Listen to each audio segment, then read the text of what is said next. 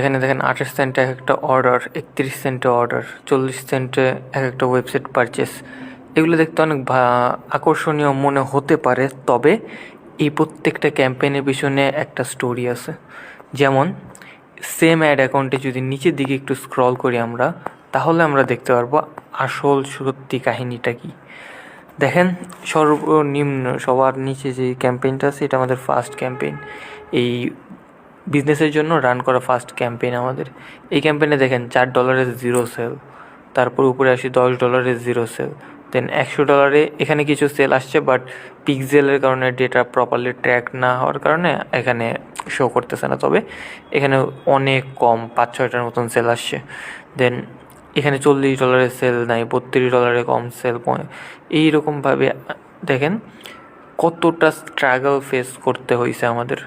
দেন এখানে প্রত্যেকটা ক্যাম্পেইনের পর আমাদের স্ট্র্যাটেজি চেঞ্জ করতে হয়েছে, টার্গেটিং চেঞ্জ করতে হয়েছে, এই বিজনেসের জন্য কোন ক্রিয়েটিভটা পারফেক্টলি ম্যাচ করে, তো ক্রিয়েটিভ চেঞ্জ করতে হয়েছে, এবি টেস্টিং, তো যাবতীয় যত টেস্টিং আছে সব কিছু করার পর, বিভিন্ন স্ট্র্যাটেজি অ্যাপ্লাই করার পর অবশেষে আমাদের ক্যাম্পেইনটা অপটিমাইজ হয়, এবং তারপরে আমরা আলহামদুলিল্লাহ একটা হিউজ অ্যামাউন্টের একটা সেল করতে পারি।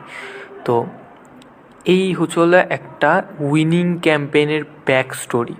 আপনারা তো জাস্ট আপনাদেরকে দেখানো হয় যে 40 সেন্টে একটা ওয়েবসাইট পারচেস আসছে, হিউজ প্রফিটেবল বিজনেস একটা, এরকম জাস্ট দেখানো হয়, বাট অরিজিনাল ট্রুথটা এমন না।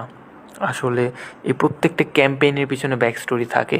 তো একটা বিজনেসকে গ্রো করার জন্য কিংবা একটা বিজনেসকে প্রপারলি স্কেল আপ করার জন্য অপটিমাইজেশনটা মোস্ট ইম্পর্ট্যান্ট। আর এই যে নিচে ডলারগুলো বার্ন হয়েছে, এইখানে কি করতে হবে, স্ট্র্যাটেজি চেঞ্জ করতে হবে, প্রবলেম যেগুলো আসবে প্রবলেম সলভ করতে হবে, এবং ধৈর্য নিয়ে থাকতে হবে।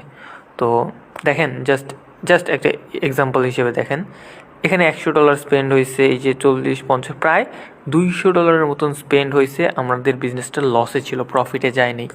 এই $200 স্পেন্ড করার পর যদি ক্লায়েন্ট বলতো যে $200 স্পেন্ড হইলো, কোনো সেল আসলো না, এটা কেমন ধরনেরই, এই জায়গায় যদি সে স্টপ করে যেত, তাহলে কি তার উপরের এই সেলগুলো আসতো? এখানে দেখেন অ্যাড অপটিমাইজ হওয়ার পর যে পরিমাণ সেল আসছে, এইটাতে তার loss recovery complete, loss recovery হয়, সে হিউজ একটা প্রফিট জেনারেট করছে। তো যদি এখানে সে স্টপ করে দিত $200 স্পেন্ড করার পর, তাহলে কি আর তার এই বিজনেসটা এই স্কেল করার মতন সুযোগ পাইতো না।